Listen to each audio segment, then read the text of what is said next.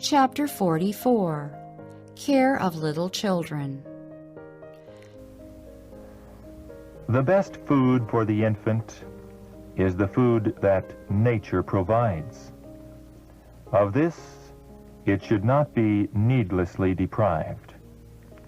It is a heartless thing for a mother, for the sake of convenience or social enjoyment, to seek to free herself from the tender office of nursing her little one. The period in which the infant receives its nourishment from the mother is critical. Many mothers, while nursing their infants, have been permitted to overlabor and to heat their blood in cooking.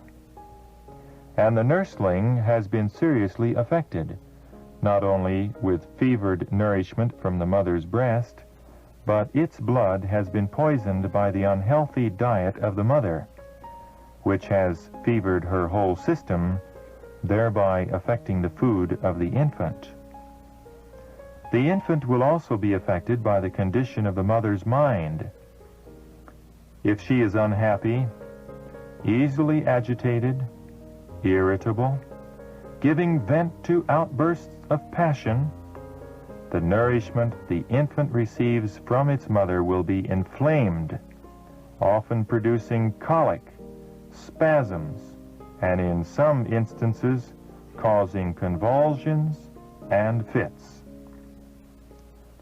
The character also of the child is more or less affected by the nature of the nourishment received from the mother.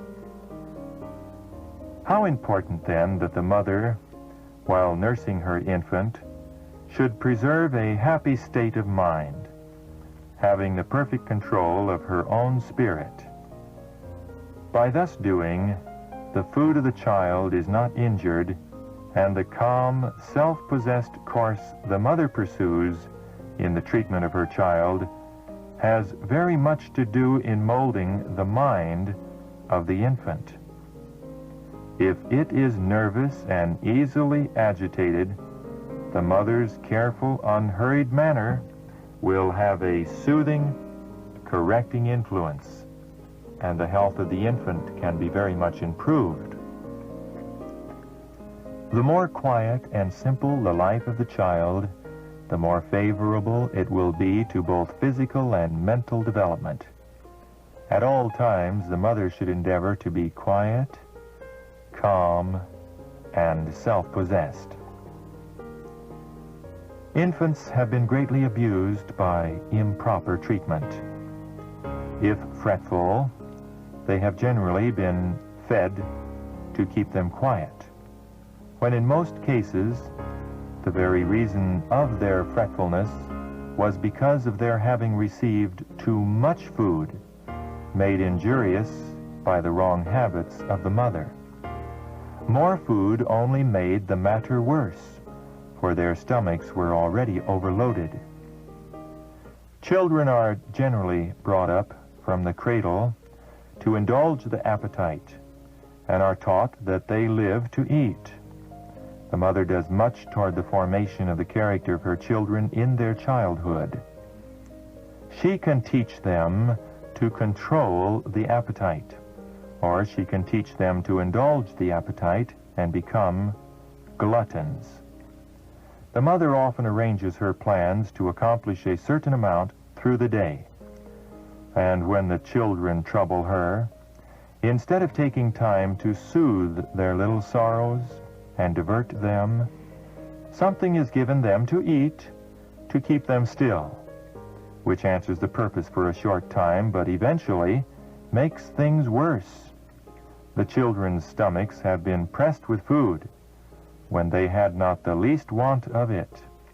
All that was required was a little of the mother's time and attention, but she regarded her time as altogether too precious to devote to the amusement of her children. Perhaps the arrangement of her house in a tasteful manner for visitors to praise, and to have her food cooked in a fashionable style, are with her higher considerations than the happiness and health of her children. Food should be so simple that its preparation will not absorb all the time of the mother. It is true, care should be taken to furnish the table with healthful food prepared in a wholesome and inviting manner. Do not think that anything you can carelessly throw together to serve as food is good enough for the children. But less time should be devoted to the preparation of unhealthful dishes for the table to please a perverted taste, and more time to the education and training of the children. In the preparation of the baby's wardrobe, convenience, comfort, and health should be sought before fashion or a desire to excite admiration. The mother should not spend time in embroidery and fancy work to make the little garments beautiful, thus taxing herself with unnecessary labor at the expense of her own health and the health of her child. She should not bend over sewing that severely taxes eyes and nerves at a time when she needs much rest and pleasant exercise. She should realize her obligation to cherish her strength, that she may be able to meet the demands that will be made upon her. Babies require warmth, but a serious error is often committed in keeping them in overheated rooms, deprived to a great degree of fresh air. The baby should be kept free from every influence that would tend to weaken or to poison the system. The most scrupulous care should be taken to have everything about it sweet and clean. While it may be necessary to protect the little ones from sudden or too great changes of temperature, care should be taken that sleeping or waking, day or night, they breathe a pure, invigorating atmosphere.